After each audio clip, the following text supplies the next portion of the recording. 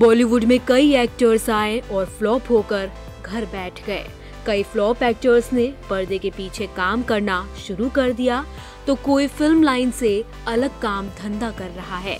एक दौर में सुपरहिट फिल्में देने वाला ये एक्टर नंबर 1 का टैग लेकर बॉलीवुड में राज कर रहा था। ये एक्टर अपने शानदार कॉमिक अंदाज और डांस के लिए मशहूर है।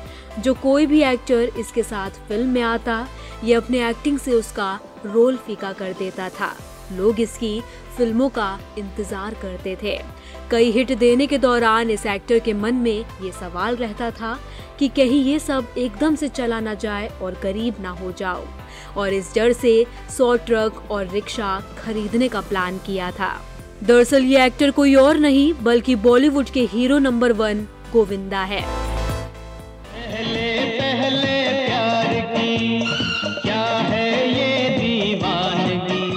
साल 1986 में फिल्म इल्जाम के जरिए बॉलीवुड में कदम रखने वाले गोविंदा ने अपने करियर में कई ऐसी फिल्में की हैं जिन्हें लोगों ने खूब पसंद किया। डेब्यू करने के बाद वो हर तरफ छा गए थे। कहा जाता है कि हर डायरेक्टर उन्हें अपनी फिल्म में कास्ट करना चाहता था। उनके पास काम की कोई कमी नहीं थी। इन सब के बीच एक ऐसा भी समय था जब गोविंदा ने अचानक ऑटो रिक्शा लेने का मन बना लिया था। बताया जाता है कि फिल्म इंडस्ट्री में आने से पहले उन्होंने काफी गरीबी देखी थी। डेब्यू करने के बाद वो एक के बाद एक फिल्में करते चले गए और उनकी फिल्में भी चल रही थी। ऐसे में उनके पास खूब पैसा इकट्ठा हो गया था। रिपोर्ट्स की माने तो ढेर सारे पैसे आने के बाद वो कंफ्यूज हो गए थे। ऐसे में उन्होंने ऑटो रिक्शा खरीदने के बारे में सोचा था। बताया जाता है कि उन दिनों गोविंदा के भाई कीर्ति उनका काम संभाला करते थे। वहीं एक दिन गोविंदा ने उन्हें बुलाया और कहा कि हम 100 ऑटो रिक्शा खरीद लेते हैं।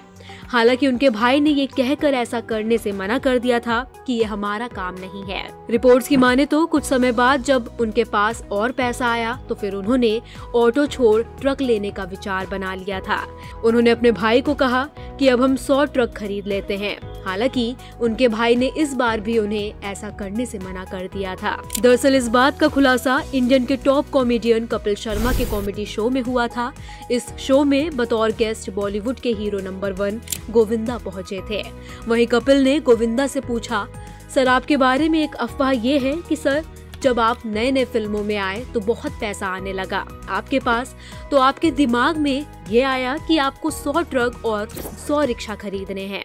जब आप नए नए फिल्मों में आए और बहुत सारे पैसे आने लगे आपके पास, तो आपके दिमाग में ये आया कि मुझे 100 ट्रक और 100 रिक्शा खरीदने हैं। इस पर गोविंदा ने क्या जवाब दिया, आइए जानते हैं। कपिल के इस सवाल पर गोविंदा ने कहा, मैं लाइफ में बहुत तकलीफ से निकला था। मुझे ऐसा डर लगता था कि हम फिर गरीब हो गए, बहुत दुखद हो जाएगा।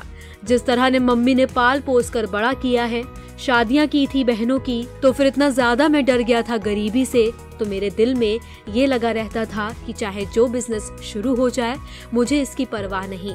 काम करिए, काम कोई खराब नहीं होता है। जो काम है सब अच्छा ही है। जो काम मिला है धन्यवाद दीजिए। तो मैंने ऐसी बहुत सी चीजें कही, ये सच है कि मुझे ऐसा डर लगता था कि हम फिर कभी गरीब हो गए तो बहुत दुखद हो जाएगा, मतलब कि तो मेरे दिल में ना ये लगा रहता था कि चाहे जो बिजनेस शुरू हो जाए, मुझे परवाह नहीं है, काम करिए, काम कभी खराब नहीं होता है। बिल्कुल। तो ऐसे बहुत सारे मैं कहा करता था, ऐसी बहुत सी चीजें मैंने कही हैं। बता दें, बहुत समय पहले एक इंटरव्यू के दौरान गोविंदा ने बताया था कि उन्होंने अपनी डेब्यू फिल्म के बाद 70 से ज्यादा फिल्में साइन कर ली थी, लेकिन बाद में उन्हें कई फिल्मों को छोड़ना पड़ा क्योंकि उनके पास टाइम ही नहीं था। फिर उन्होंने करियर की शुरुआत के दौरान 1 साल में लगभग 10 फिल्मों में काम किया। मैं आया